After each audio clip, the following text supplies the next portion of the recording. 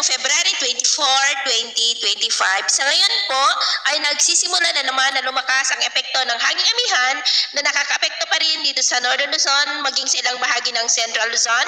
habang ang shear line ay patuloy pa rin na nakakaapekto sa may Visayas at ilang bahagi po ng Caraga. At sa ating long range forecast, consistent pa rin po na walang bagyo na namamataan na tatawid po sa ating kalupaan hanggang sa matapos ang buwan na ito ay storm free tayo, pero consistent rin na may namamataan na posibleng isang sama ng panahon na maaari na mabuo sa silangan nating bansa sa unang mga araw ng susunod na buwan, at ang development po niyan ang patuloy natin na babantayan. At sa lagay ng ating panahon, ngayong madaling araw ay may mga isolated rain sa ilang bahagi ng Batanes, Babuyan Islands, Cagayan, Isabela, Quirino, Calapan, Palawan, Sorsogon, Camarines Sur, Panay Island, Cadiz, Escalante, Cebu, Leyte, Samar Provinces, Tawi-Tawi at Caraga. At mamaya po ay sisikat naman ang araw sa malaking bahagi ng ating bansa, pero may chance pa rin ng mga cloudy skies with isolated rains sa ilang bahagi ng Cagayan, Apayao, Pagudpud, Macunacon, Divilacan, Palanan, Santiago, Solano, Ifugao, Infanta, Quezon, Calapan, Mercedes, Camarines Sur, Legazpi, Sorsogon, Palawan,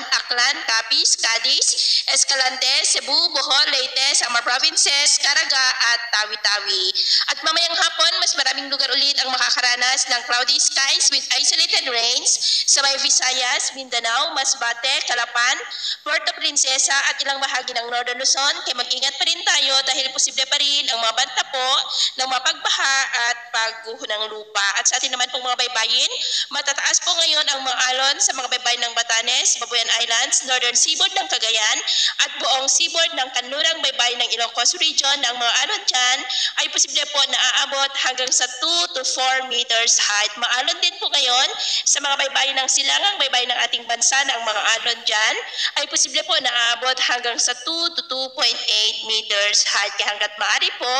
ay iwasan na muna natin ang papalaot dyan sa mga may kulay pula para mas makaiwas sa mga sakunang